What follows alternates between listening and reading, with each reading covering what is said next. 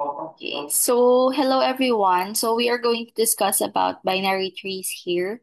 So when you say binary tree, it's considered as an ordered na tree with the following property. So later I'll explain why it's an ordered na tree, but every node here has at most two children. So pwedeng wala siyang child or childless siya.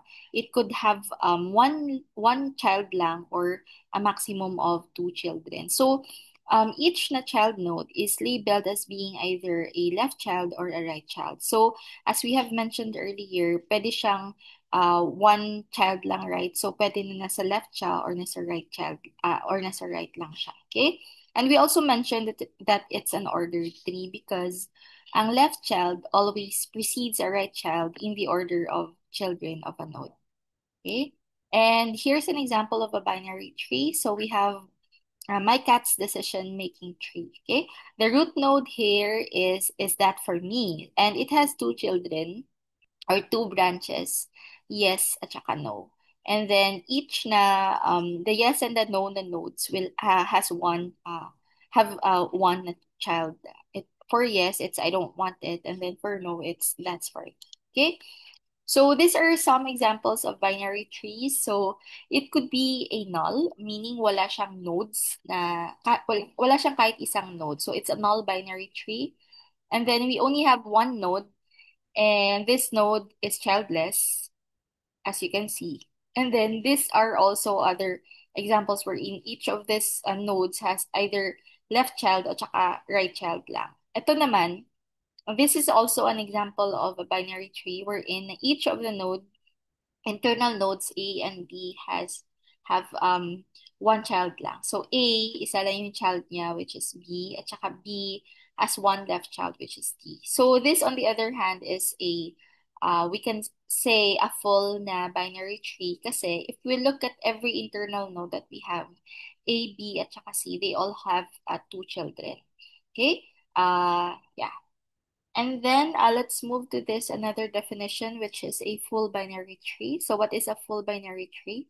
So, a binary tree is full if every node has either zero or two children. So, di ba sinabi natin kanina na pag binary tree siya, yung each node has either um, zero to two children. Pero ito distinct. Either na zero siya either na childless talaga siya or dalawa yung children niya. Okay? So, if meron siyang isang child lang, then it's not considered as a full binary tree. Okay?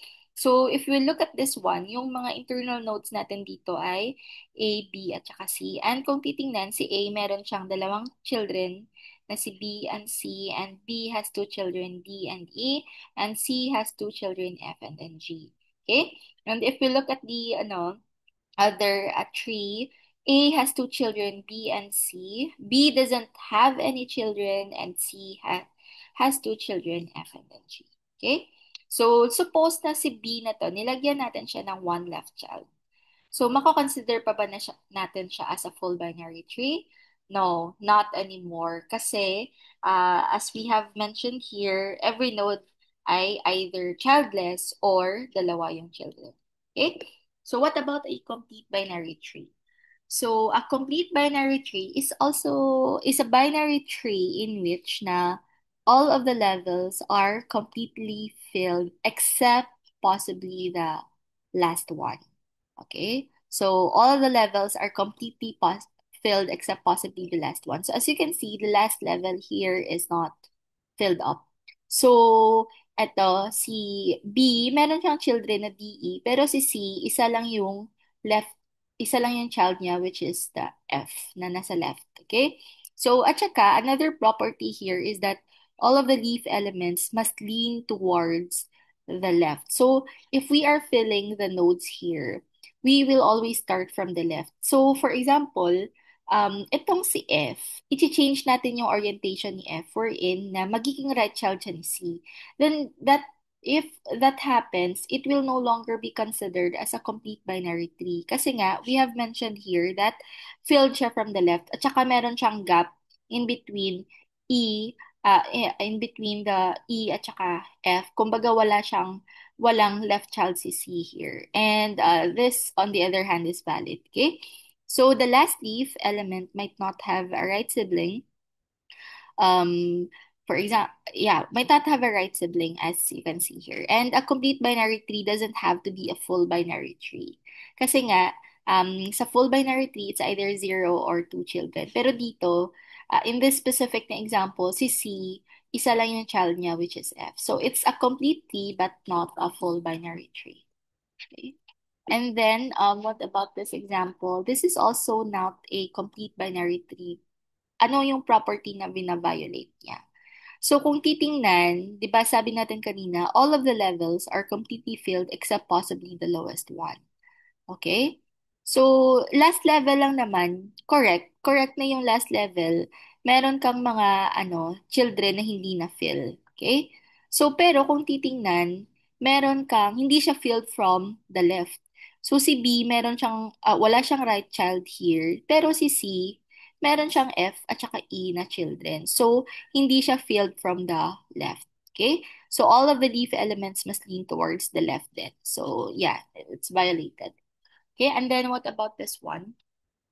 Um, we have mentioned that all the levels are completely filled except possibly the lowest one. So ito yung lowest na level here. Okay, ito yung lowest na level. Pero pag titingnan yung second to the last level, meron din siyang mga spots or mga children na hindi na fill. So for example, si B doesn't have a right child, si C doesn't have a left child. So, dapat lahat ng mga leaves mo dito lang sa last na level na magiging sibling dapat ni F. Pero as you can see, second to the last level, wala din siyang mga children here. Okay? So, all of the levels are completely filled except possibly the lowest one. And all of the leaf elements must lean towards the left. So, not, ay, happy birthday, sir. Anyway, belated happy birthday. Diba? So, anyway, ga-record ako, sir. So, ang sa B, kag sa C, wala siya, children. Okay? So, unless, how can we make this a complete binary tree? So, si E, gagawin natin siyang right child, gagawin natin siyang right child ni B, tapos si F, gagawin natin siyang left child ni C. So, in this case, nasa last level na lang yung merong mga leaves at saka hindi filled up at saka filled from left to right na siya. Okay? Alright. Now, let's have more examples here on the complete versus full na binary trees. So, in this example, so, mako-consider ba natin siya as a full binary tree at saka complete binary tree? So, okay, let's try to answer that question. So, first off, is it a full binary tree? Yes, kasi kung titingnan natin lahat ng internal nodes, 1 at saka 2, lahat sila, both sila, meron dalawang children. So si 1 merong child na 2 at saka 3, so si 2 merong children na 6 at saka 4. Okay? Complete binary tree din siya kasi kung titingnan, nasa last level lang yung hindi na fill. Okay? And tsaka, leaning towards, filled from left to right din yung nodes natin. Okay? What about this second na tree? So is this considered as a full binary tree? It cannot be considered as a full binary tree kasi si internal node natin na si 3, isa lang yung child niya which is 5. Complete binary tree ba siya? Hindi rin. Kasi hindi filled from left to right yung node sa last level. Okay? Paano natin gagawin complete binary tree ito? Pag si 5 na node, magiging left child siya ni 3, then filled from left to right na siya, and magiging complete binary tree na. Okay? What about this? So it's easy to spot no na hindi siya complete binary tree kasi hindi filled from left to right. So walang child sa last level na to, walang children si node 2, pero si 3 meron siyang children na 6 at saka 4. Right? Unless siguro na si 6 at saka 4 ililipat natin siya na maging children siya ni 2, then magiging complete binary tree na siya. Pero, makakonsider natin siya as a full binary tree. Kasi, ang lahat ng internal nodes natin, 1 at saka 3, meron silang tig dalawang children. Tapos, yung mga leaf elements natin have 0 children. Okay? So it's a full binary tree but not a complete NAT tree. Okay? What about this? Is this a full binary tree? It's not. Kasi si internal node 2 natin ay isa lang yung child niya with 6. Pero complete binary tree siya kasi kung titingnan, filled from left to right siya. Okay? Leaning towards the left itong si 6. Okay? So, yeah. What about a balanced na binary tree? So, i-discuss natin to sa next na video. Okay, stop